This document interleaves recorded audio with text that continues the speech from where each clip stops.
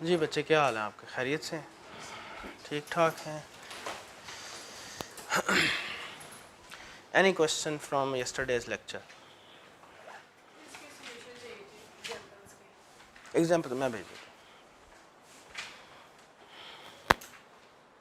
आज इंशाल्लाह। ये जो चैप्टर नंबर 1 है नॉलेज ब्रॉड फॉरवर्ड का, जिसमें मैंने just for the sake of revision examples रखी हुई थी, उसके सोल्यूशन इंशाल्लाह मैं ग्रुप में शेयर कर दूँगा।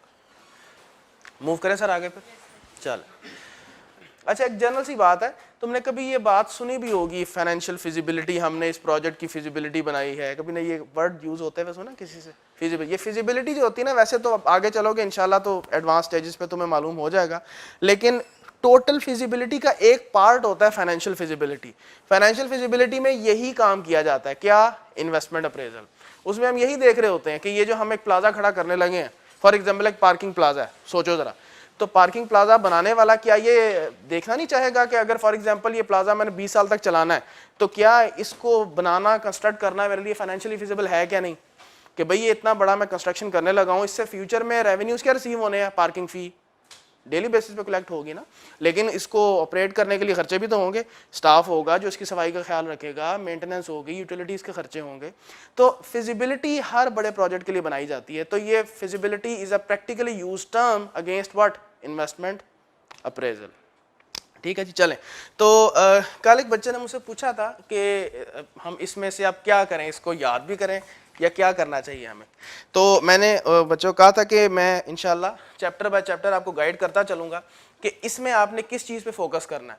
क्योंकि मैंने आपको जब पेपर के पैटर्न के बारे में बात कर रहा था तो मैंने बताया था कि बड़े डिफरेंट नोयत के, मतलब डिफरेंट कह लो या डाइवर्स नोयत के सवाल इस पेपर में टेस्ट होते हैं, कॉन्सेप्चुअली भी, कुछ हद तक क्रैमिंग भी, लेकिन वो मैं कुछ हद तक कहूँगा क्योंकि वो पूरे पेपर को रिप्रेजेंट नहीं कर रहे होते।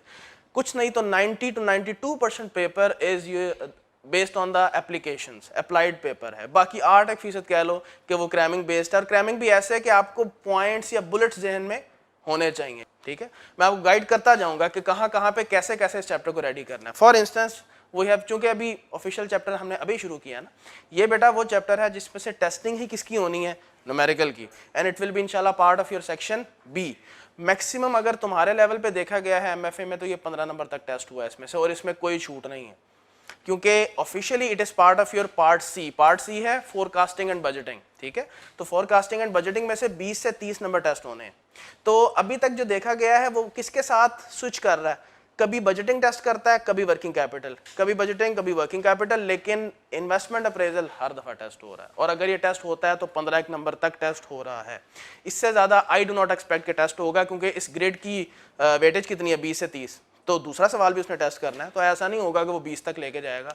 अगर बहुत भी उसने ले गया तो 16-17 तक, लेकिन हमने इससे ज्यादा वेटेज वाले सवाल करने हैं, परेशानी वाली बात ही नहीं। ठीक है, तो इस चैप्टर को आपने कंसेप्चुअली समझना है, पूरे के पूरे चैप्टर को। कोई जरूरत नहीं है कुछ याद करने की। इस चैप्टर की बात कर रहा हूँ, चैप्टर नंबर 2 की। So each and every concept of this chapter should be very much clear to you guys, क्योंकि इसमें है ही सारी की सारी क्या? एप्लीकेशन। और अगर तुमने समझ लिया तो इसमें से अगर वो कोई एमसीक्यू भी टेस्ट कर ले तुम्हारे लिए कोई मसला नहीं होगा, आई गारंटी। एक उसने इस दफा एमसीक्यू टेस्ट किया था, लेकिन वो ऐसा एमसीक्यू था कि वो सारा कॉन्सेप्ट बेस्ड था। अगर तुम्हें कॉन्सेप्ट पता है, अभी हम आईआरआर पढ़ेंगे, एक और टूल भी है, और तुमने कहीं पढ़ा होगा क्यूएम में, पढ़ेंगे अभी, तो उसके ऊपर उसने लेटेस्ट अटेम्प्ट में एक एमसीक्यू टेस्ट किया था, इंतहाई easy. If you had the concept, आप इजीली, कोई क्रैमिंग वाला चक्कर था ही नहीं। सो इस चैप्टर में you do not need to cram anything, you need to be conceptually very much clear. बेशक हर एक के चैप्टर पे ऊपर लिख लिया करो, जब मैं इंशाल्लाह गाइडेंस दूंगा हर चैप्टर के ऊपर, ताकि फ्यूचर में तुम्हारे काम आ जाए। तो बच्चे, कल मैंने पेज नंबर 8, पेज नंबर 9 और पेज नंबर 10, ठीक है, यहाँ तक हमने इसकी डिस्कशन की थी। मैंने एनपीवी का सिर्फ ये बात करके फाइनल किया था कि डिसीजन मेकिंग बेटा किस बेस पे होनी है, कि एनपीवी पॉजिटिव होगा या एनपीवी नेगेटिव। ये चीज़ ध्यान में रखें कि अगर बेटा आपके सामने एक ही प्रोजेक्ट है तो इसी तरह से फैसला किया जाएगा। उसको बोलते हैं स्टैंड अलोन प्रोजेक्ट। मुझे एक ही प्रोजेक्ट दिया गया है और मैंने उसकी एनपीवी कैलकुलेट कर ली है, पॉजिटिव है तो एक्सेप्ट कर लेंगे, नेगेटिव है तो रिजेक्ट। लेकिन अगर मल्टीपल प्रोजेक्ट्स हैं, एक से ज़्यादा, तो वो प्रोजेक्ट जिसकी एनपीवी सबसे ज़्यादा है उसको एक्सेप्ट किया जाएगा, और जिसकी मतलब बाकी हैं उनको हम रिजेक्ट कर देंगे। लेकिन अगेन ये सिर्फ अंडरस्टैंडिंग की बात है, आपको पेपर में एक ही प्रोजेक्ट दिया जाता है। लें जी, अब जरा स्टेप्स पे आ जाते हैं। जब हमने एनपीवी को फॉलो करना है और इन्वेस्टमेंट अप्रेजल करनी है तो क्या स्टेप्स हैं, आपको पेज नंबर 10 पे बेटा मिल जाएंगे। पहला स्टेप डेफिनेटली एनपीवी का स्ट्रक्चर आपने प्लॉट करना होगा। इस स्ट्रक्चर को सरसरी नज़र हमने कल देख लिया था, सैंपल यहाँ पे भी अवेलेबल है। First step is draw the structure.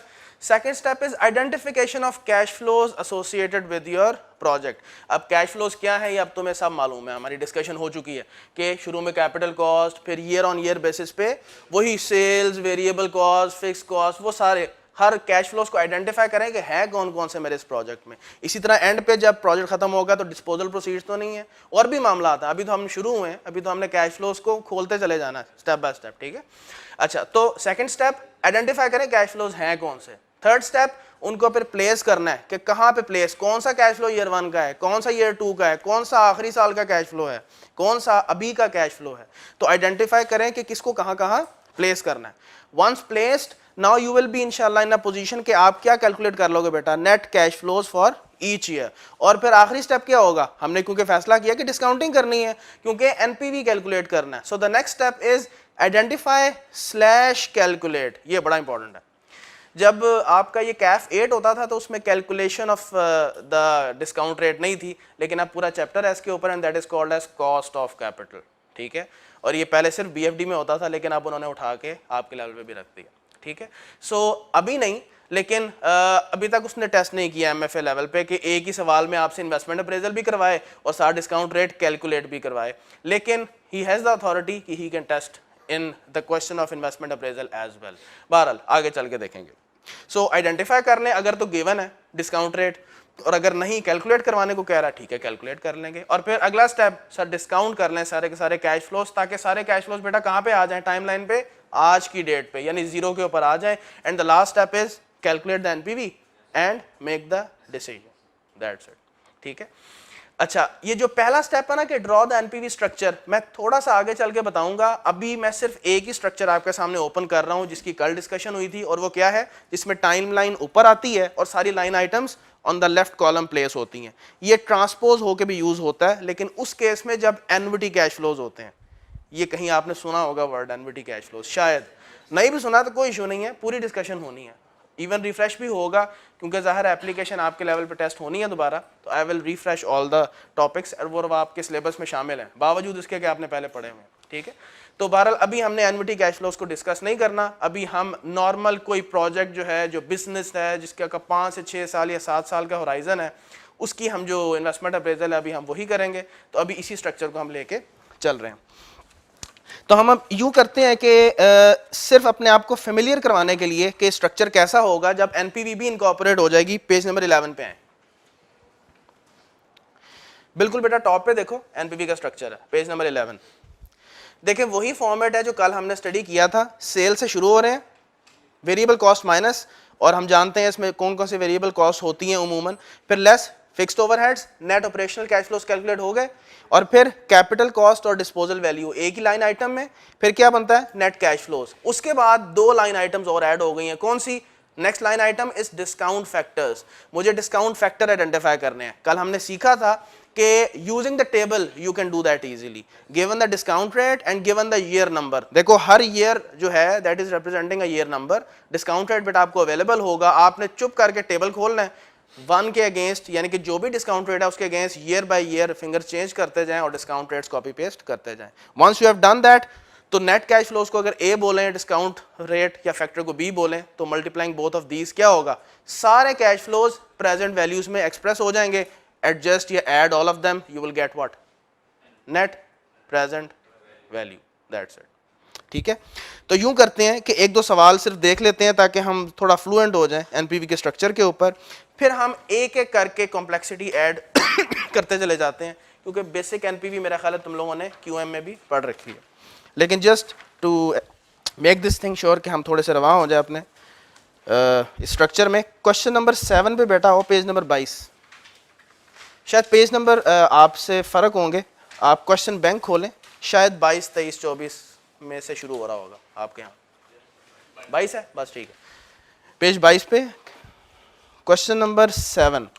ये जो पहले 4 हैं ये बेशक आप छोड़ दें, तो उससे कोई फ़र्क नहीं पड़ेगा, क्योंकि ये वही है कि आज एक आपके पास वैल्यू है तो फ्यूचर वैल्यू निकाल दें इसकी, कोई फ्यूचर वैल्यू है तो उसकी प्रेजेंट वैल्यू निकाल दें। तो ये मैंने वैसे रखे थे, अगर आपका दिल कर रहा रिवाइज़ करने को तो कर लें, वरना एनपीवी में होना ही है, ठीक है ना। तो आप चूंकि पढ़ चुके हैं so you can ignore that. तो ये पहले 4 सवाल वैसे हैं, ये जो 5वां और छठा है ये कुछ नहीं है, ये मैंने वही जो ऊपर सवाल फार्मूला से कैलकुलेट करवाए हुए हैं, मैंने कहा है अब यही सवाल टेबल से कर लो। कल हमने एक इलस्ट्रेशन कर ली थी, आपके लेवल पे मोर देन इनफ है, ठीक है। अच्छा, क्वेश्चन नंबर 7 बेटा देखो, खुद पढ़ें।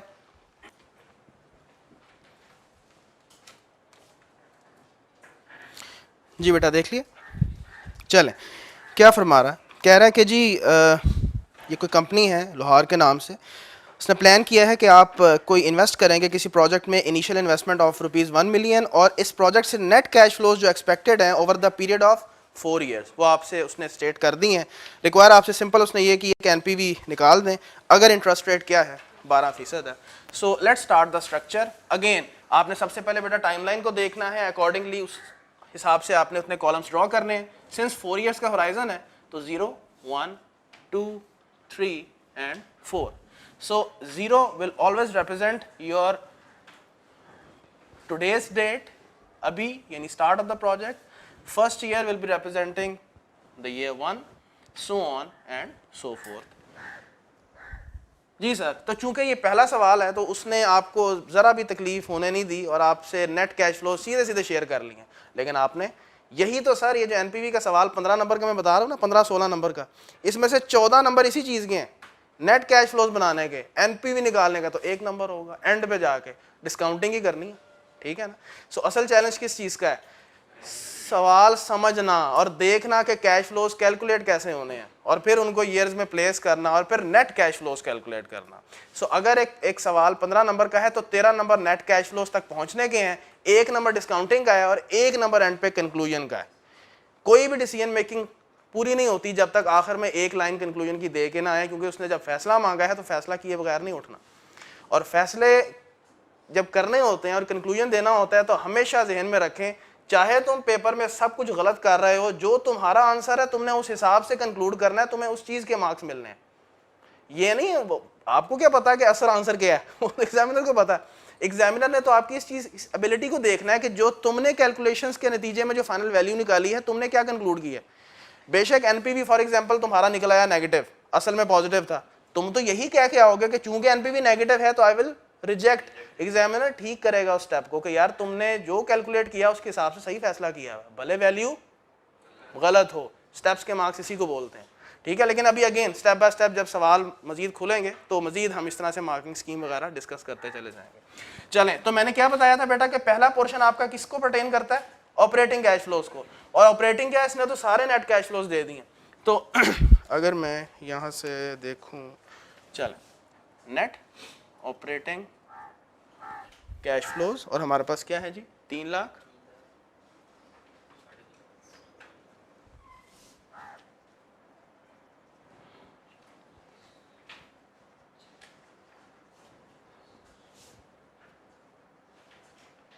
$5,40,000 ये प्रोजेक्ट से net operating cash flows receive होंगे। उसके बाद देखें कैपिटल कॉस्ट,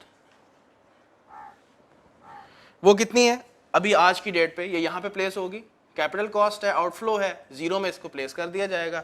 कोई डिस्पोजल वैल्यू तो नहीं दी हुई उसने, कोई नहीं दी हुई, छोड़ दे, खुद से कुछ भी अज्यूम नहीं करना आपने। जो वैल्यूज, जो फैक्शन फिगर उसने स्टेट करने हैं, आपने उसके हिसाब से कैलकुलेशंस करनी है जी। ये आपके प्रोजेक्ट से सारे जो कैश फ्लोज एसोसिएटेड हैं वो यहाँ पे एक लाइन आइटम की सूरत में प्लेस हो जाएंगे।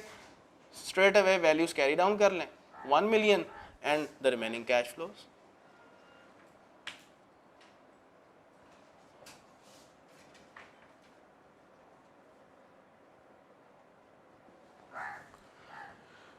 ठीक है जी, नेट कैश फ्लोज आ गए। उसके बाद let's go towards the next step and that is what, discounting using the given rate and that is what 12%। चलें जी, अब आए जी, फौरन टेबल को ओपन कर लें। प्रेजेंट वैल्यू इंटरेस्ट फैक्टर का जो टेबल है कल हमने देखा था। अब देखो क्या करोगे तुम, 12% और पहला ईयर कौन सा है, यानी कि जो पहला कॉलम कौन सा है, 0। डिस्काउंट फैक्टर क्या होगा, 0.893। एग्रीड, 0 नहीं बेटा 1 होगा। चलो इसको प्रूव करें। ये देखो हमने क्या डिस्काउंट फैक्टर का फॉर्मूला देखा है, 1/1 + i रेज़ पावर n, ऐसे ही है ना। वैल्यू जरा प्लेस करें, i क्या है 12%, n क्या है 0, जिसकी पावर 0 हो बेस 1। तो जब आज की बात करेंगे इसने कहाँ डिस्काउंट होना, ये तो पहले ही कहाँ पे है 0 पे। तो इन अदर वर्ड्स इसका डिस्काउंट फैक्टर होता ही क्या है 1, 0 का बाय डिफॉल्ट डिस्काउंट रेट हमेशा 1 लिया जाएगा। और ये देखें अगली लाइन आइटम इधर मैं साथ ही लिख देता हूँ रुपीस, ठीक है जी। तो चले आगे बढ़े। अब इसके लिए आपको पहली वैल्यू मिलेगी टेबल से 12% और फर्स्ट ईयर का बेटा डिस्काउंट फैक्टर बताओ 893 जी। 12% दूसरे ईयर का, नेक्स्ट नेक्स्ट 636 लें sir. So net cash flows आ गए, डिस्काउंट फैक्टर्स आ गए। इसको अगर मैं ए बोल दूं और इसको बी बोल दूं तो a into b will give me what, present value of all the cash flows associated with the project. चलें जरा मल्टीप्लाई करते चले जाएं और मुझे वैल्यूज बताते जाएं। नेक्स्ट 2 लाख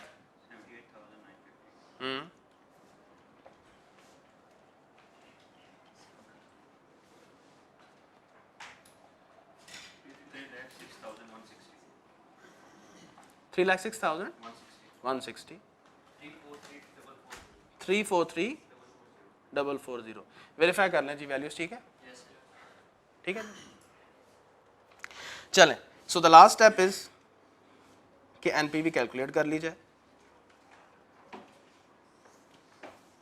स्ट्रेट अवे क्या करना है सर, आपने इन तमाम वैल्यूज को ऐड कर दो। ये लो ये जो पूरी तुम्हारी रो बनी हुई है इसको बेटा ऐड कर दें, so that you can calculate net present value because all of these values are now standing where at t naught है। हाँ हाँ हाँ सारे कैश फ्लो देखो, ये भी जो कैश फ्लो है ईयर 1 का था लेकिन डिस्काउंट हो के, ये वाला कैश फ्लो ईयर 1 का है ना, डिस्काउंट होके कहाँ पे आ गया t naught पे। ये पहले ही कहाँ पे है t naught, ये क्या है ये भी अब t naught पे आ गया, सारे t naught पे आ गए। तो एनपीवी का फॉर्मूला क्या है इधर देखें, present value of all future cash flows minus capital cost. तो ऑटोमेटिकली जब सबको आपस में एडजस्ट करेंगे तो एनपीवी आएगा, कैपिटल कॉस्ट नहीं छोड़नी।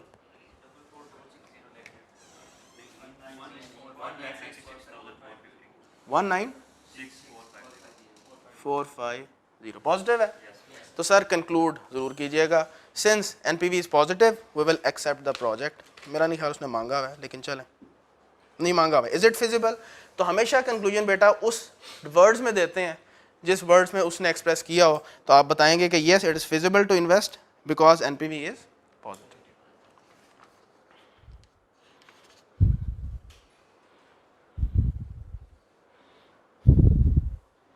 सो just an introduction of the NPV structure. और अगेन इसको करने का और भी एक तरीका है लेकिन मैं वही लेके चलूंगा शुरू से जो कि हमने आगे तक लेके चलना है। इसी में ही अब क्या होगा, स्टेप बाय स्टेप चीजें ऐड होती चली जाएंगी। इसी में हम देखेंगे नेट ऑपरेटिंग कैश फ्लोज कैसे बनेंगे, वो इसके ऊपर ऐड हो जाएगा, ठीक है। So this will be the base structure, we will populate the line item step by step, एक एक करके। Any question? अच्छा, do you think question number 8 इसका रेप्लिका है? मुझे बोर्ड पे करने की जरूरत है, यही है, कुछ भी नहीं है। चलें फिर आप करें और एक होम असाइनमेंट मार्क कर लेते हैं। मकसद सिर्फ ये है कि हाथ से गुजरे, हम इस फॉर्मेट से फ्लुएंट हों। बेटा क्वेश्चन नंबर 8 इसको खुद पढ़ें बिल्कुल इसी तरह से। कैपिटल कॉस्ट है, कैश फ्लोज हैं ऑपरेटिंग, और आई डोंट थिंक सो कि इसमें कोई एंड पे डिस्पोजल वैल्यू है। जल्दी से जरा इसका मुझे एनपीवी निकाल के बताइएगा। और क्वेश्चन 9 को होम असाइनमेंट मार्क कर लें, वो भी रेप्लिका है। कैश फ्लोज, शुरू में capital outflow and you have to calculate NPV.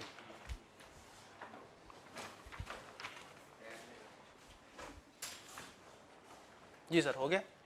क्या वैल्यू है? 222 वेरीफाई करें जी, बनती है बात। किसी का ना आया हो, किसी की डिसएग्रीमेंट हो तो प्लीज कर लें। थाउजेंड्स को मतलब कॉमन मतलब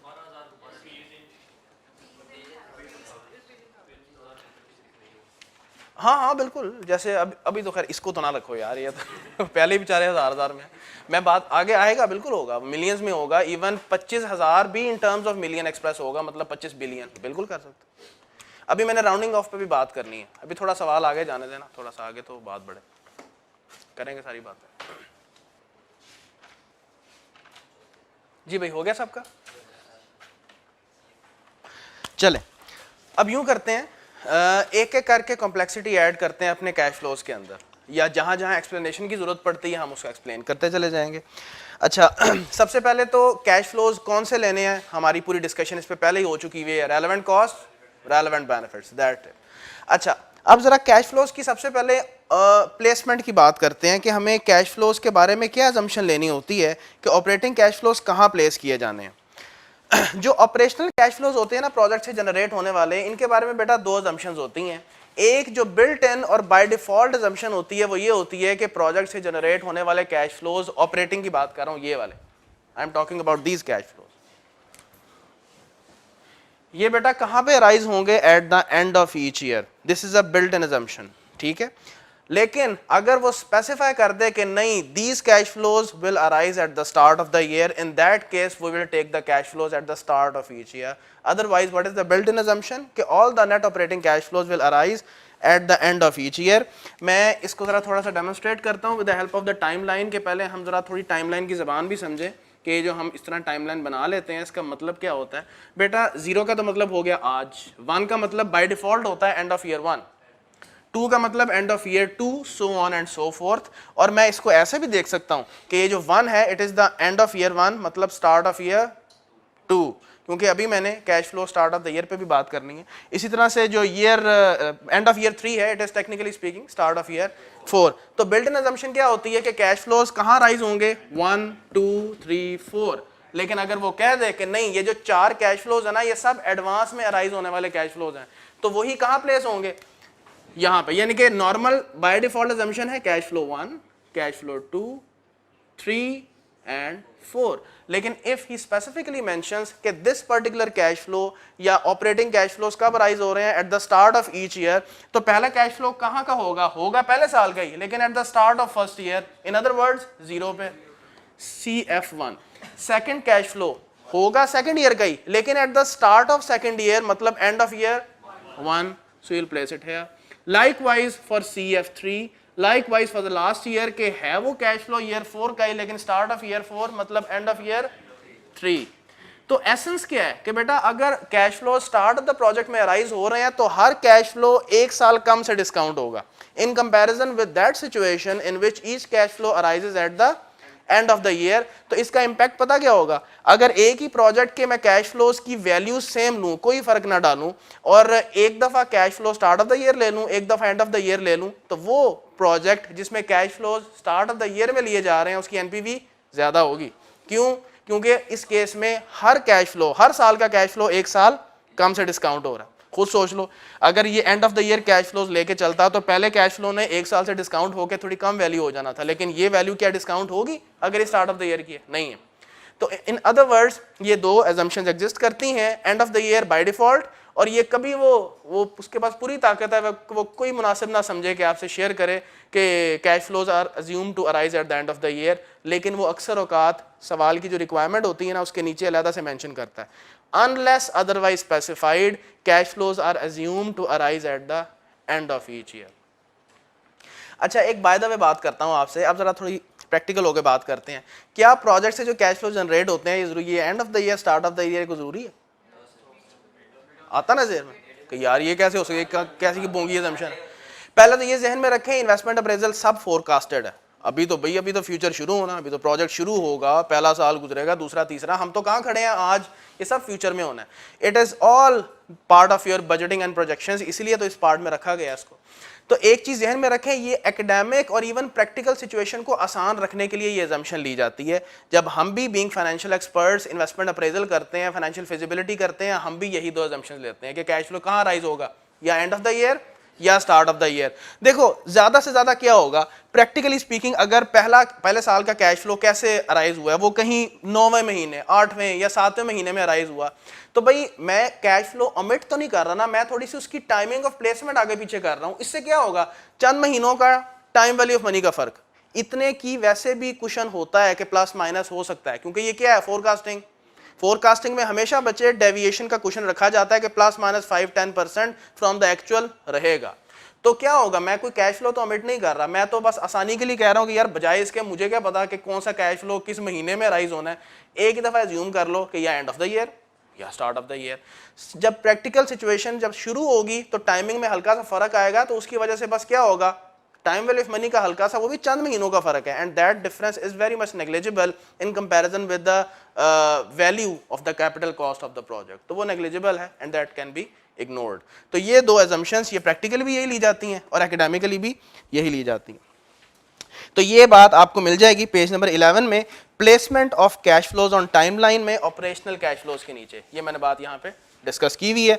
end of the year normal assumption, start of the year only when specified, फिर each cash flow would be discounted for a year less than a period had it been end of year cash flow. तो ये वही बातें जो अभी discuss हुई हैं, mentioned है। ठीक है जी। अच्छा, ये अभी मैंने बात किया किसकी, ऑपरेशनल कैश फ्लोज की। अब बात करते हैं कैपिटल कॉस्ट की। ये बिल्ट इन अजम्पशन क्या होती है कि कैपिटल कॉस्ट कहाँ राइज हो, स्टार्ट में। एक प्रोजेक्ट शुरू किया है तो शुरू में ही जाहिर है मुझे इन्वेस्टमेंट्स करनी पड़ेंगी। हालांकि प्रैक्टिकली स्पीकिंग अगेन जहन में आता है कि यार अगर मैंने एक इंफ्रास्ट्रक्चर खड़ा करना है तो जीरो पे शू करके कैसे खड़ा हो जाएगा, वरना 2-3-4 महीने लग सकते हैं कि आप एनेबल्ड हो इस सिचुएशन में कि इसके ऑपरेशन शुरू कर सकें। लेकिन अगेन एकेडमिकली स्पीकिंग ये बिल्ड इन अजम्पशन होती है कि सारा कैपिटल कॉस्ट कहाँ लेनी है आपने, जीरो में। लेकिन इसमें एक वेरिएशन हो सकता है, वो कह सकता है कि यार कुछ कैपिटल कॉस्ट, फॉर एग्जांपल वो कहता है कि 1 मिलियन को ऐसे स्प्रेड कर सकता था कि 7 लाख का कैपिटल कॉस्ट अभी इनकर होगा, 3 लाख का कैपिटल कॉस्ट आफ्टर 1 ईयर इनकर होगा। तो फिर हम क्या करेंगे, सिर्फ प्लेसमेंट चेंज करनी है, 7 लाख इधर और 3 लाख इधर। आपने इसके अलावा कुछ नहीं करना, नीचे से एनपीवी खुद सारा कुछ एडजस्ट कर देगा, क्योंकि ये जो यहाँ पे -7 लाख है और -3 लाख, ये ऑटोमेटिकली इसको नील कर देगा, सब डिस्काउंटिंग का इफेक्ट इनकॉर्पोरेट हो जाना। आपने नीचे से कुछ नहीं छेड़ना, you only have to worry about what, proper placement of cash flow. अगर ये कैश फ्लो आपने यहाँ प्लेस कर दिया तो ये ऑटोमेटिकली नीचे एनपीवीज को 1 साल से डिस्काउंट बैक कर देगा, आपने ये सरदर्द नहीं लेनी। You only have to worry about proper placement of cash flow. ठीक है जी। अच्छा, तो इट्स पॉसिबल कि वो इस तरह से कर दे कि कैपिटल कॉस्ट इस तरह से स्प्रेड कर दे। ये नहीं कहेगा तुम्हें कि एक कैपिटल कॉस्ट शुरू में लग गई फिर 2 महीने बाद एक लग गई, ये इन्वेस्टमेंट अप्रेजल की ज़बान नहीं है। Start of the year and of the year की गेम्स होती हैं, इसके अलावा कुछ नहीं होता। अच्छा, और एक और अजम्पशन यहाँ पे बिल्ट इन ली जाती है, और वो ये है कि आपका year 1 is the first year of operations, वरना इसमें भी पॉसिबिलिटी है कि 6 महीने कैपिटल कॉस्ट लगाने में लग जाएं और 6 महीने हम सिर्फ ऑपरेट कर पाएं। लेकिन फर्स्ट ईयर पूरे का पूरा, यानी कि जैसे ही आपका टाइमलाइन में जीरो शुरू होगा ना, that will be marked as the beginning of your operations. वरना अगेन प्रैक्टिकली स्पीकिंग मामला थोड़ा सा डिफरेंट हो सकता है। लेकिन एक दफा उसने पास्ट में किया है, उसने पता है क्या किया था, 2013 का पास पेपर था, उसने कहा था कि यार कुछ कैपिटल कॉस्ट अभी लगेगी, कुछ कैपिटल कॉस्ट यहां लगेगी और अब बिजनेस शुरू होगा। तो first year of operation was year number 2। तो 2 सालों में, यानी 2 साल नहीं कहना चाहिए, अभी और पहले साल के एंड तक कैपिटल कॉस्ट लगी और नेट ऑपरेशनल कैश फ्लोस कहां से प्लेस होने शुरू हुए, यहां से। ये एक दफा उसने पास्ट में किया हुआ है और बीएफडी में मेरा ख्याल है 2 दफा किया है हिस्टोरिकली।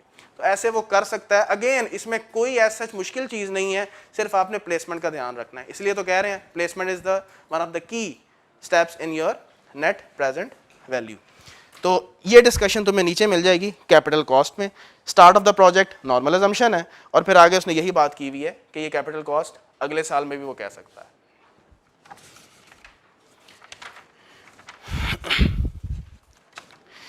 अच्छा आए जी, ये पेज नंबर 11 पे आ जाए, सॉरी पेज नंबर 23 पे।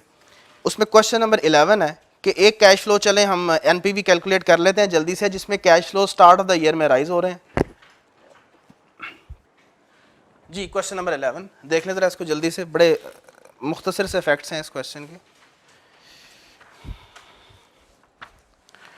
आप इन्वेस्ट कर रहे हो किसी आइटम ऑफ इक्विपमेंट में, 65,000 इसकी कैपिटल कॉस्ट है और 3 इयर्स का प्रोजेक्ट है, और cash profits over the period express कर दिए हैं। ये भी एक टर्म यूज होती है, उसने प्रॉफिट्स कह दिया है लेकिन साथ तसल्ली कर दिया कि ये कैश प्रॉफिट्स हैं, यानी net operational cash inflows, these are not the simple profits. ठीक है, तो ले सर हैं ये क्या। अब ये देखो पहला कैश फ्लो जो है 27,000 का है, पहले साल का ही, प्लेस कहाँ होगा, क्योंकि रिक्वायरमेंट पढ़ो, रिक्वायरमेंट पढ़े, स्टार्ट। कहता है सर एनपीवी कैलकुलेट करें, डिस्काउंट रेट 8% है, assuming that cash flows occur at the start of the project. तो सर मुझे ये बताएं मैं टाइमलाइन कितनी ड्रॉ करूं? 0 1 2, that's it. Third year plot करने की जरूरत नहीं है। हाँ, अगर यहाँ पे ये जो कैपिटल कॉस्ट दे रहा है ना, तो कैपिटल कॉस्ट देता और साथ डिस्पोजल प्रोसीड्स भी देता, तो डिस्पोजल प्रोसीड्स कब इनफ्लो लेनी चाहिए? Eight the end of third year. ठीक है, डिस्पोजल प्रोसीड्स तो तभी मिलेंगी जब सारा प्रोजेक्ट एंड हो जाएगा। ये तो हम बात कर रहे हैं ऑपरेशनल कैश फ्लोज, जबकि कैपिटल कॉस्ट और डिस्पोजल वैल्यू ये ऑपरेशनल कैश फ्लोज नहीं है, ये तो इन्वेस्टिंग एक्टिविटीज हैं। कैश फ्लो स्टेटमेंट याद करें, cash flow from operating activities, cash flow from investment activities. Asset को परचेज करना और डिस्पोज ऑफ करना ये ऑपरेटिंग एक्टिविटीज नहीं है, इन्वेस्टिंग एक्टिविटीज। ठीक है, चलें तो सर कैश फ्लोज कैसे देता है हमें? सबसे पहले ऑपरेटिंग कैश फ्लोज लिखें, नेट ऑपरेटिंग कैश फ्लोज। जी सर, पहला कैश फ्लो है पहले साल का ही, लेकिन स्टार्ट ऑफ फर्स्ट ईयर यानी 0 पे प्लेस होगा 27,000, फिर उसके बाद 31,000 है सेकंड ईयर का, लेकिन स्टार्ट ऑफ सेकंड ईयर मतलब एंड ऑफ ईयर 1, फिर उसके बाद ईयर नंबर 3 थर्ड ईयर का cash flow 15,000, start of third year, end of second year. उसके बाद हमारे पास कैपिटल कॉस्ट है और डिस्पोजल वैल्यू नहीं दी हुई 65,000। जी सर, और कैपिटल कॉस्ट भी कहाँ राइज हो रही है? 0, दैट्स इट, और कुछ भी नहीं है। ठीक है, सो नेट कैश फ्लोज।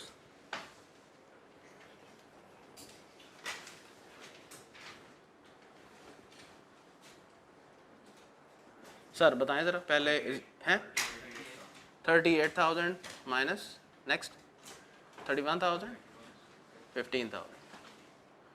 ले जी, नेट कैश फ्लोज आ गए। सर डिस्काउंट किस रेट से करना है? 8%। सर जो ईयर 0 है अभी, डिस्काउंट फैक्टर 1, जरा फैक्टर देखें 0.926, 0.857। सर जरा कैश फ्लोज को डिस्काउंट फैक्टर से मल्टीप्लाई करके बताएं जरा प्रेजेंट वैल्यू क्या है। पहले का तो 38,000 माइनस है, नेक्स्ट 2 की वैल्यूज क्या है? 28, नेक्स्ट 12,855। सर एनपीवी बताएं कैसे कैलकुलेट होगी? आखिरी रो को एज अ होल ऐड कर दें।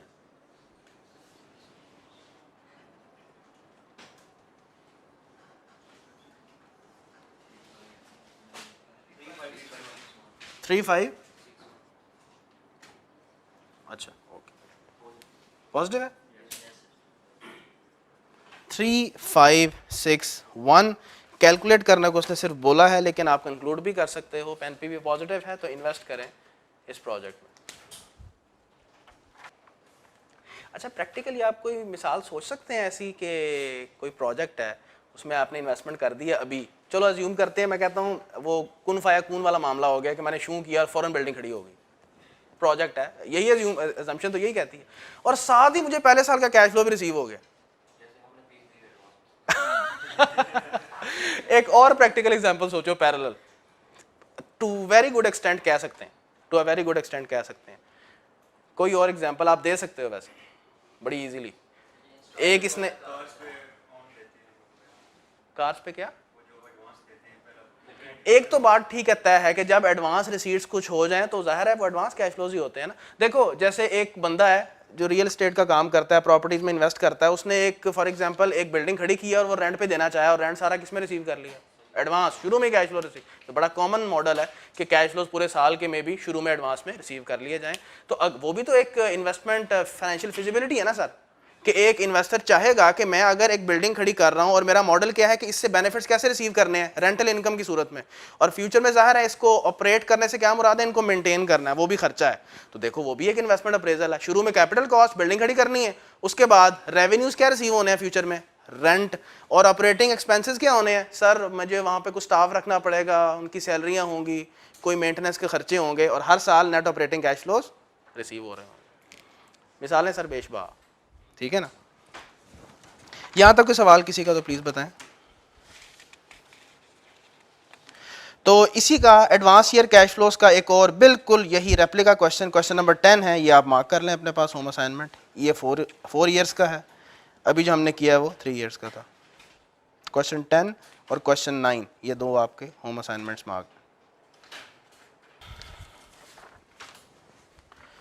नहीं सर, अब थोड़ा सा मामला एडवांस में हम लेके चलेंगे, अभी बातें जो थी थोड़ी सी बेसिक लेवल पे चल रही थी। आए ज़रा बिस्मिल्लाह करते हैं और एक इम्पॉर्टेंट एलिमेंट इनकॉर्पोरेट करते हैं अपने इन्वेस्टमेंट अप्रेजल में, और वो है इन्फ्लेशन। अभी तक हमने कहीं जिक्र नहीं किया इन्फ्लेशन का। क्या ख्याल है? एक प्रोजेक्ट है जिससे फ्यूचर में तुम्हें क्या रिसीव होने हैं? Net operational cash flows. तो सर पहला कैश फ्लो साल बाद रिसीव होना है, उस वक्त प्राइसेस वो होंगी जो आज है। सर पाकिस्तान में तो हर हफ्ते बाद अंडे की कीमत कहाँ जाती है? ऊपर तले कोई नहीं आती है ना। तो खुद सोचो ना, अब जब तुमने हर साल में क्या कैलकुलेट करना बेटा, net operating cash flow, sales में से क्या माइनस कर रहे हो तुम? Variable cost. वेरिएबल कॉस्ट में क्या है? मटेरियल, जो मटेरियल लग रहा है। फिर वेरिएबल ओवरहेड्स में फ्यूल भी है, फ्यूल का रेट कहाँ जाएगा साल बाद है? सोचें ज़रा। तो ये कैसे हो सकता है कि इन्फ्लेशन हम इनकॉर्पोरेट ना करें? कैसे हो सकता है कि हमारे कैश फ्लोज इन्फ्लेशन से इफेक्ट ना हो? तो ईयर ऑन ईयर बेसिस पे फिर मुझे क्या करना पड़ेगा? हर साल के कैश फ्लो को इन्फ्लेशन से इफेक्ट करना पड़ेगा और फिर इनकॉर्पोरेट। लेकिन इससे पहले कि हम इन्फ्लेशन को इनकॉर्पोरेट करने के उसूल पे जाएं, मैं कुछ कॉन्सेप्ट्स आपसे शेयर कर दूं। ये वैसे अभी हम ये टेक्स्ट पे भी आते हैं जो यहाँ लिखा हुआ है। एक टर्मिनोलॉजीज मैं कुछ शेयर कर लूँ आपसे, ये मिटा दूं।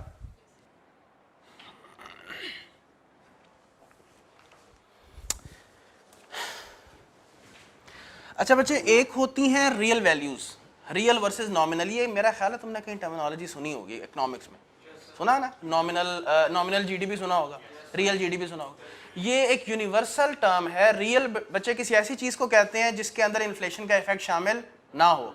नॉमिनल वो होती है कि जब रियल चीज के अंदर इन्फ्लेशन का फैक्टर बिल्ट इन कर दिया जाए। तो बेटा ऐसे कैश फ्लोज जिनमें इन्फ्लेशन का इफेक्ट शामिल ना हो उनको रियल कैश फ्लोज बोला जाता है। इसी उसूल को लेकर चलते हुए, ऐसा डिस्काउंट रेट जिसमें इन्फ्लेशन का इफेक्ट शामिल ना हो उसको रियल डिस्काउंट रेट बोला जाता है।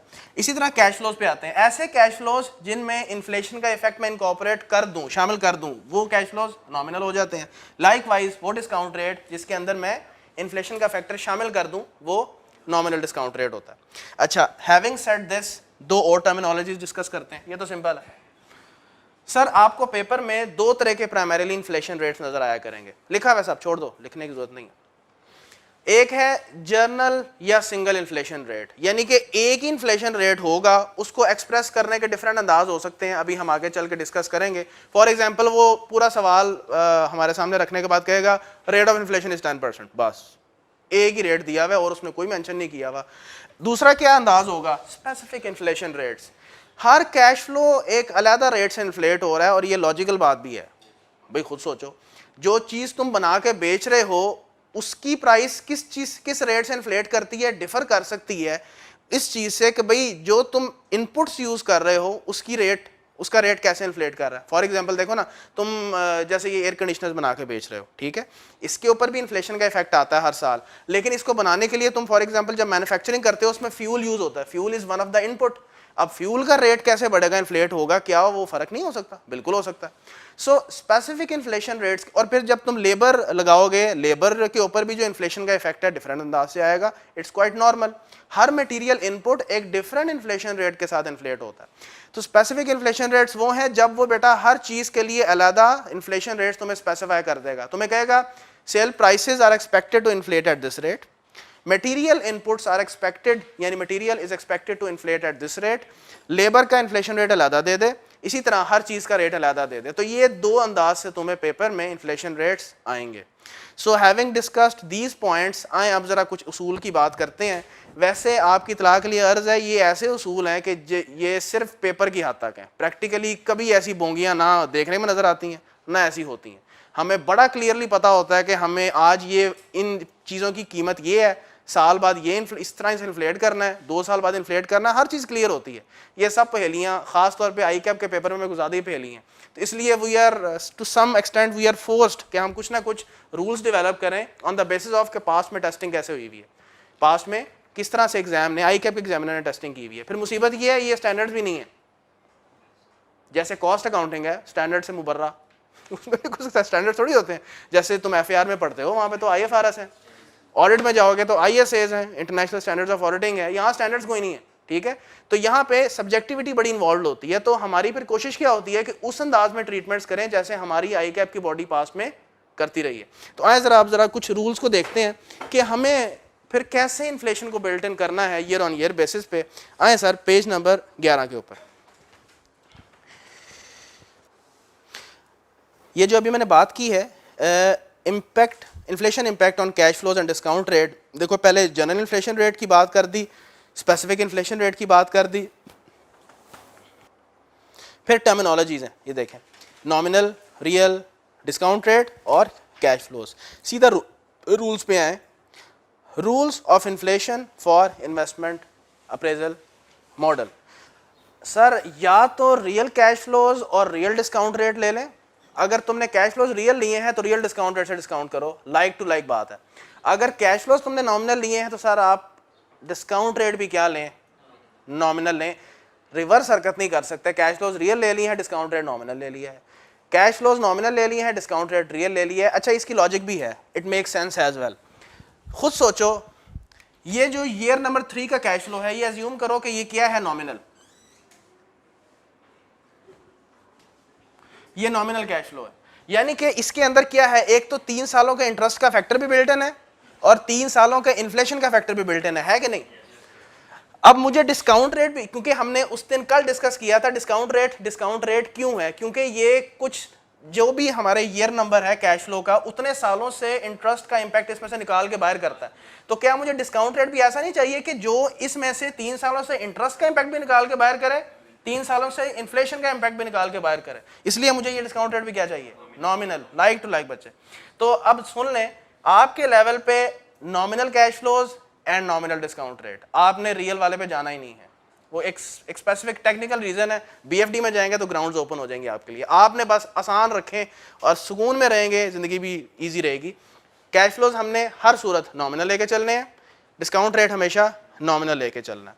तो हैविंग सेड दिस, ये आगे मैंने मेंशन भी किया हुआ है, अगला पॉइंट पढ़ो, at CAF level discount rate. तो अगला सवाल फिर ये पैदा होता है कि सर नॉमिनल कैश फ्लोज और नॉमिनल डिस्काउंट रेट क्या कैलकुलेट करना है, अगर करना है तो कैसे करना है। हो सकता है वो तुम्हें चीजें क्या दे, रियल टर्म्स में दे दे, लेकिन तुमने फिर किस में कन्वर्ट करना हो, नॉमिनल में। तो आए जरा दोनों चीजों को स्टडी कर लेते हैं। नॉमिनल डिस्काउंट रेट ये कैसे कैलकुलेट किया जाएगा या इसको कैसे आइडेंटिफाई करेंगे। सर अगर सवाल में उसने सिर्फ ये कहा हुआ है कि आपका डिस्काउंट रेट ये है, तो क्या अज्यूम करना है, नॉमिनल। अगर सवाल में तुम्हें एक्सप्रेसली कह रहा है नहीं सर ये रियल डिस्काउंट रेट है, तो उस केस में जहन में रखें आपको वो साथ एक ना जर्नल इन्फ्लेशन रेट, ये टर्म यूज होती है, जर्नल इन्फ्लेशन रेट प्रोवाइड करेगा और उसका मकसद ये होगा कि आप इस रियल डिस्काउंट रेट को बेटा किस में कन्वर्ट कर लें, नॉमिनल डिस्काउंट रेट में। इस फॉर्मूले के जरिए से, ये एक फिशर साहब थे, इन्होंने बड़ी देर पहले एक फॉर्मूला डिजाइन किया था कि अगर मुझे कोई भी इंटरेस्ट रेट दे दिया जाए और वो रियल टर्म्स में हो और मैं इसके ऊपर इन्फ्लेशन बिल्ट इन करना चाह रहा हूँ, तो इस फॉर्मूले से आप बिल्ट इन कर सकते हैं। इसको जरा रीअरेंज करते हैं, m is equal to 1 plus R into 1 plus I minus 1। So let's assume कि बेटा आपका रियल इंटरेस्ट रेट या डिस्काउंट रेट था 8%, ठीक है, और इन्फ्लेशन है आपकी लेट्स सपोज 11%। तो इसको कैसे एक्सप्रेस करेंगे, बहुत ईजी है, 1.08 इंटू 1.11 माइनस 1। बताओ जरा क्या है nominal discount rate, 19. This is the discount rate that you will use in order to discount the nominal cash flows of your project. इसमें कोई मसला तो नहीं है, बेसिक सा फॉर्मूला है, लेकिन अभी तक आपके लेवल पे उसने ऐसी हरकत नहीं की, आपको दिया ही क्या है, सिंपल डिस्काउंट रेट। तो अगर मुझे रियल डिस्काउंट रेट दे दे, इन्फ्लेशन का इफेक्ट बिल्ट इन करें और आपके पास ये डिस्काउंट रेट आ जाएगा, ये आप यूज करोगे to discount the cash flows, it is the nominal one.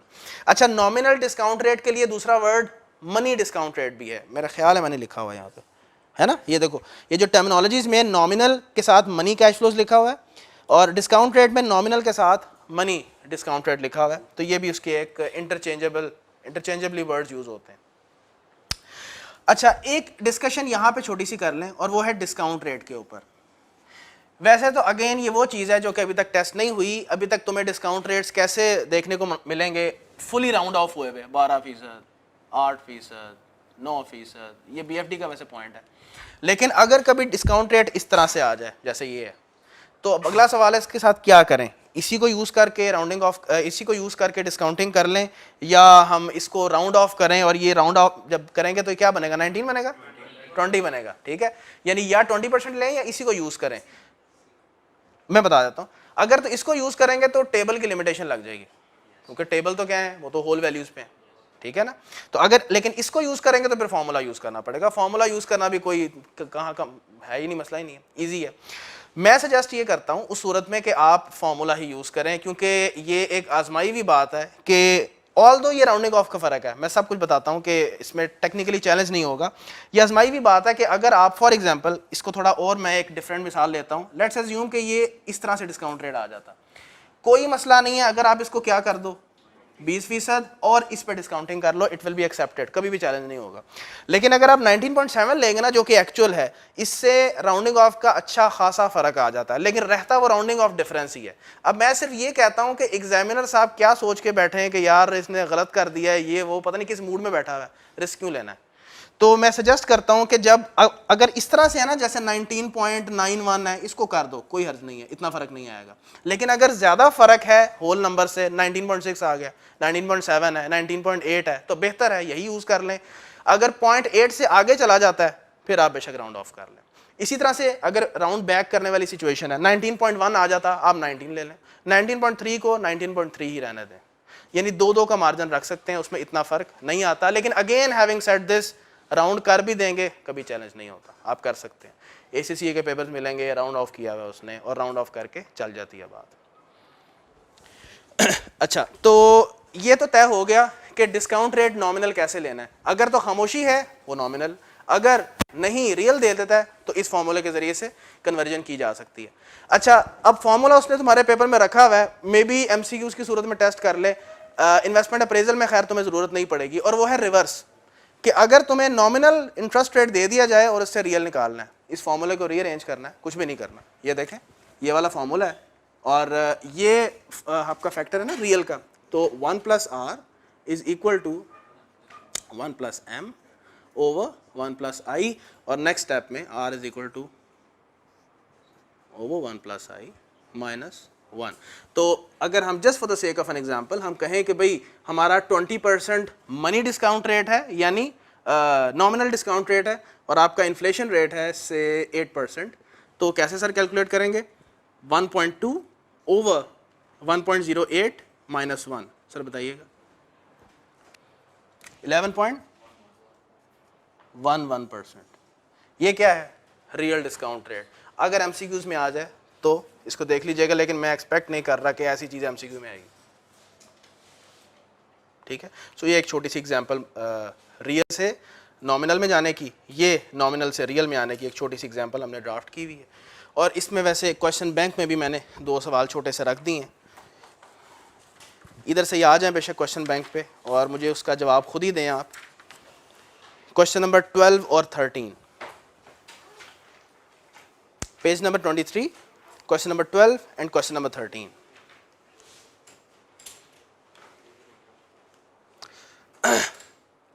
थोड़ा आगे चल के आपको पता चल जाएगा कि डिस्काउंट रेट को कॉस्ट ऑफ कैपिटल बोलते हैं। अभी बस ये समझें कि कॉस्ट ऑफ कैपिटल का मतलब डिस्काउंट रेट है, पूरी डिस्कशन होनी है। चलो बताओ भाई, सवाल नंबर 12 में क्या कह रहा है, कहता है कंपनी की कॉस्ट ऑफ कैपिटल मतलब डिस्काउंट रेट 18% है और इन्फ्लेशन 8% है, रियल इंटरेस्ट रेट कितना है, 9.26%। एग्री करते हैं, कुछ नहीं है ये हाँ रियल वाली सिचुएशन ये है 9.26%। Question number 12, 1.18 over 1.08 minus 1। और नेक्स्ट जो है वो क्वेश्चन नंबर 13, रिवर्स जाने के लिए।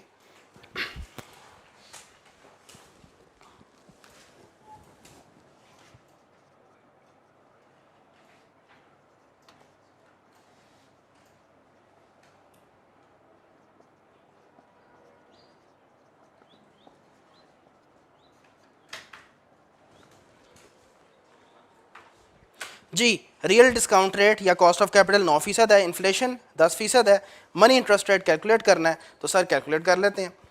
9% 1.09 इंटू 1.1 माइनस 1 क्या बना 0.9%। ओके ठीक है जी। सो अगर ये हमारा डिस्काउंटेड होता तो इसको 20% बड़ा इजीली हम कर सकते थे।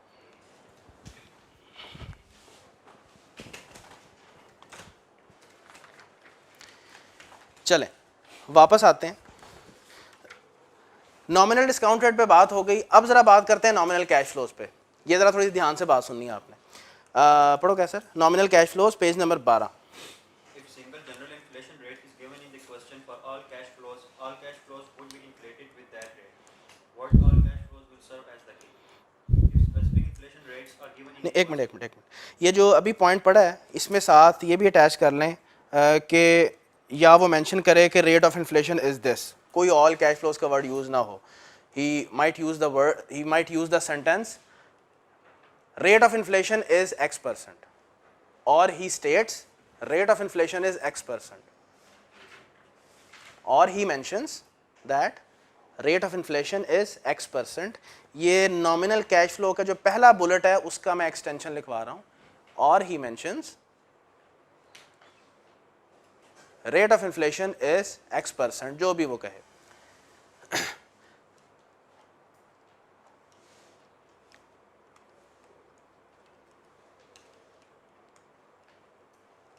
तो बेटा अगर एक ही इन्फ्लेशन रेट मेंशन है सवाल के अंदर, वो सिंगल एक जनरल इन्फ्लेशन रेट, तो फिर सारे कैश फ्लोज आपके प्रोजेक्ट से के उसी इन्फ्लेशन रेट से इन्फ्लेट होंगे। ठीक, नेक्स्ट पॉइंट, अगर सवाल में मुझे कहीं से इंडिकेशन मिल जाती है कि इवन दो कैश फ्लोज का भी अलग इन्फ्लेशन रेट है, तो वो स्पेसिफिक इन्फ्लेशन रेट की कैटेगरी में गिर जाएगा। वो हो सकता है, कह सकता है कि जी सेल प्राइसेस इस रेट से इन्फ्लेट कर रही हैं और बाकी सारे खर्चे एक डिफरेंट इन्फ्लेशन रेट से। ये इंडिकेशन इनफ है ये बताने के लिए कि स्पेसिफिक इन्फ्लेशन रेट्स हैं। ठीक है, तो इस सूरत में क्या तरीक़ाकार है, यहाँ पे आपने हर कैश फ्लो का अलग इन्फ्लेशन रेट ढूंढना है, हर कैश फ्लो का, और जिसका नहीं होगा तो आपने धक्के से उसको इन्फ्लेट नहीं करना, आपने यही एज्यूम करना है कि ये नॉमिनल है। कब, जब आपको सवाल में इंडिकेशन बेटा किस चीज़ की मिले कि स्पेसिफिक इन्फ्लेशन रेट्स हैं, तो फिर उस सूरत में हर कैश फ्लो को उसके अपने इन्फ्लेशन रेट से ट्रेस करें कि इसका इन्फ्लेशन रेट किधर है, और अगर उसका नहीं मिला छोड़ दें। ठीक है, और इस सूरत में वो नीचे जाके ना कहीं जनरल इन्फ्लेशन रेट भी दे सकता है। उसका मकसद सिर्फ ये होगा कि रियल डिस्काउंट रेट को नॉमिनल डिस्काउंट रेट बनाया जाए। ये मैंने सारी बातें इधर लिखी हैं, इसको पढ़ो, मैं दोबारा फिर रिपीट करता हूँ। ये पढ़ो, इफ, अच्छा नोट पढ़ दो। Don't inflate a cash flow for which specific inflation rate is not given. Assume it to be nominal. ठीक, In the presence of specific inflation rates, question might also provide general inflation rate. This general inflation rate will only be used to inflate discount rate if it is expressly stated that discount rate to be real discount rate. Do not use this general inflation rate to inflate any other cash flow in case specific inflation rates are given. मैं इसको exemplify कर देता हूँ। सवाल में उसने बेटा बता दिया कि सेल प्राइसेस का इन्फ्लेशन रेट ये है, मटेरियल का इन्फ्लेशन रेट ये है, बाकी वेरिएबल कॉस्ट का भी इन्फ्लेशन रेट दे देता है, फिक्स कॉस्ट का भी इन्फ्लेशन रेट दे देता है। उसने डिस्पोजल प्रोसीड्स का कोई इन्फ्लेशन रेट नहीं दिया, डिस्पोजल प्रोसीड्स भी इन्फ्लेट होती हैं। ठीक है, जहन में रखें। इसी तरह से अभी एक और कैश फ्लो आएगा, अभी हमने इंट्रोड्यूस नहीं किया, और वो है वर्किंग कैपिटल का कैश फ्लो। अभी तो कैपिटल इन्वेस्टमेंट देख रहे हैं ना, वो भी एक कैश फ्लो आएगा। तो हर एक का स्पेसिफिकली इन्फ्लेशन रेट ढूंढना है। और अगर फॉर एग्जांपल मुझे डिस्पोजल प्रोसीड्स का कहीं इन्फ्लेशन रेट नहीं मिला, मुझे वर्किंग कैपिटल का कोई इन्फ्लेशन रेट नहीं मिला, तो मैं यही अज्यूम करूंगा कि कोई इन्फ्लेशन का इफेक्ट नहीं लिया जाएगा। ऐसी सूरत में हो सकता है कि नीचे डिस्काउंट रेट के साथ ना वो एक जनरल इन्फ्लेशन रेट भी दे। वो इस मकसद के लिए होगा कि रियल डिस्काउंट रेट अगर वो है तो उसको क्या बनाया जाए, नॉमिनल। इस जनरल इन्फ्लेशन रेट को पकड़ के आपने डिस्पोजल प्रोसीड्स पे अप्लाई नहीं करने बैठ जाना, उसका इन्फ्लेशन रेट अलग से ढूंढना है, नहीं मिल रहा छोड़ देना, जनरल इन्फ्लेशन रेट से नहीं इन्फ्लेट करना। सिर्फ ये बात हो रही है। पॉइंट क्लियर है? चले, अच्छा अब आगे वो सिर्फ ये बात कर रहा है कि सवाल में डिस्पोजल प्रोसीड्स बेटा कैसे कैसे एक्सप्रेस हो सकता है, आपको कैसे कैसे दे सकता है, बताओ। पढ़ो। Can be given as follows in a question. Real disposal proceeds, nominal disposal proceeds, disposal value as percentage of capital cost today. बिल्कुल ठीक है, आपको कह सकता है कि प्रोजेक्ट के लिए आज कैपिटल कॉस्ट इतनी है और after the end of third year disposal proceeds in real terms इतनी है। रियल टर्म्स एब्सोल्यूट आपको बता दे कि शुरू में इन्वेस्टमेंट 1 मिलियन है और एंड पे रियल टर्म्स में 1 लाख है। एक और भी टर्म यूज होती है जब उसने ये बताना होता है ना कि रियल टर्म्स में ये वैल्यू है, उसको बोलते हैं करंट प्राइस टर्म्स। ये भी एक अंदाज़ है उसके कहने का कि जब वो ये बताना चाहे कि ये कैश फ्लोज क्या हैं, रियल टर्म्स में है तो वो कहता है करंट प्राइस टर्म्स में ये प्राइसेस हैं, या टुडेज प्राइसेस पे ये कोट हुई हुई है, इसका मतलब है वो रियल है, इन्फ्लेशन का इफेक्ट नहीं है। तो एक अंदाज क्या हो सकता है, वो रियल डिस्पोजल प्रोसीड्स दे दे, एक क्या है कि वो खुद से डिस्पोजल प्रोसीड्स जो है वो दे के खामोश हो जाए, तो तब भी हमने क्या अज्यूम करना है, कोई इन्फ्लेशन रेट ना हो कि ये क्या है, नॉमिनल है पहले से ही। अच्छा, इसके अलावा एक तरीका क्या होता है कि कैपिटल कॉस्ट की एक परसेंटेज, जो एक नॉर्मल तरीका है, वो क्या कहे, वो कहे कि कैपिटल कॉस्ट इतनी है और डिस्पोजल प्रोसीड्स जो कि एंड ऑफ द प्रोजेक्ट में एक्सपेक्टेड है that is 10% of the capital cost, it's very much normal, ठीक है। तो अगेन इन्फ्लेशन का इंपैक्ट वैसे ही आपने लेना है। अगर तो वो कह रहा है सवाल में एक ही इन्फ्लेशन है, सर सब कैश फ्लो उससे इफेक्ट होंगे बिला तफरीक, लेकिन अगर स्पेसिफिक है तो सर हर एक के लिए स्पेसिफिक ढूंढें, नहीं है किसी का स्पेसिफिक छोड़ दें, उसको इन्फ्लेट नहीं करना। क्लियर है? और बस आखिरी एक पॉइंट ये मैं आइडेंटिफाई करता हूँ फिर छोड़ देते हैं, वो कहेगा, मैं खुद पढ़ देता हूँ, special case of general inflation rate that effects only what, revenues and costs. एक ही इन्फ्लेशन रेट होगा लेकिन ना साथ वो एक स्टेटमेंट मेंशन करेगा जिससे हमें पता चलेगा कि ये इन्फ्लेशन रेट है जो सिर्फ किन को हिट करना है, जिसने रेवेन्यूज और कॉस्ट को। अब रेवेन्यूज एंड कॉस्ट से मुराद क्या है, सिर्फ ऑपरेशनल आइटम्स, यानी कि वो वाली आइटम्स जो कि डे टू डे ऑपरेशंस को पर्टेन करती हैं, जो कि हमारी रेगुलर एक्टिविटीज़ हैं, ठीक है। यानी कि रेवेन्यू से क्या मुराद है, सेल रेवेन्यू, डिस्पोजल प्रोसीड्स नहीं है, डिस्पोजल प्रोसीड्स ऑपरेशनल चीज़ थोड़ी है, हमारे ऑपरेशन डिस्पोजलों से चलते हैं, कोई डिस्पोजल तो कोई एसेट अगर ख़त्म हो गया डिस्पोज किया जाता है, ये हमारे ऑपरेशन थोड़ी है, मेन स्ट्रीम रेवेन्यू थोड़ी है। तो सेल रेवेन्यू इसकी बात हो रही है। और कॉस्ट से क्या मुराद है, वेरिएबल एंड फिक्स कॉस्ट, खर्चे, यानी वेरिएबल खर्चों से क्या मुराद है, मटेरियल, लेबर, वेरिएबल ओवरहेड्स और फिक्स खर्चे, क्योंकि आगे जाके आने हैं working capital cash flows. Working capital cash flows cost नहीं होती, वो तो कैपिटल इन्वेस्टमेंट होती है, अभी बात करनी है उसकी, मैं वैसे पहले निशानदेही कर रहा हूँ। तो इसका क्या मतलब होगा, वो एक इन्फ्लेशन रेट ना नीचे जाके बताएगा कि the rate of inflation is 6% that effects all the revenues and cost. बस इसका मतलब है ये इन्फ्लेशन रेट ना डिस्पोजल प्रोसीड्स पे लगना है, ना अगर वर्किंग कैपिटल के कैश फ्लोज है ना उस पे लगना है, ठीक। और डिस्काउंट रेट पे वही वाली बात है, डिस्काउंट रेट अगर तो वो रियल बताता है और साथ जनरल इन्फ्लेशन रेट दे देता है, इन्फ्लेट कर दें, अगर खामोश है तो उसको क्या अज्यूम करें कि नॉमिनल है, दैट्स इट। ये तीन तरह के इन्फ्लेशन रेट्स पास्ट में देखे गए हैं। अगर सवाल में एक ही रेट दे दे सब पे। सेकंड, स्पेसिफिक इन्फ्लेशन रेट्स, तो सर हर एक के लिए स्पेसिफिक इन्फ्लेशन रेट ढूंढें। और आखिर में एक ऐसा स्पेशल जनरल रेट होता है जो कि सिर्फ बेटा किन पे अप्लाई होता है, ऑपरेशनल आइटम्स। और एग्जाम में मैंने पास्ट सवालों को ट्रेस करके ये कुछ 4 स्टेटमेंट्स लिखी हैं कि ये कुछ अंदाज होता है उसका इस स्टेटमेंट को एक्सप्रेस करने के लिए, कि वो कहता है inflation rate is 8% affecting all revenues and cost, impact of inflation on revenues as well as all cost is 8%, rate of inflation is 8% and would affect the revenues as well as expenses. All costs and prices are expected to increase at the rate of, सबका मतलब क्या है, costs and prices, sir cost और prices किसकी होती हैं, revenue की बात कर रहा है, सेल प्राइसेस की बात कर रहा है। यहाँ तक कोई पॉइंट, इसको कल इंशाल्लाह अप्लाई करेंगे, आज रूल्स हमने देख लिए हैं, सो इंशाल्लाह will proceed from here in tomorrow's lecture.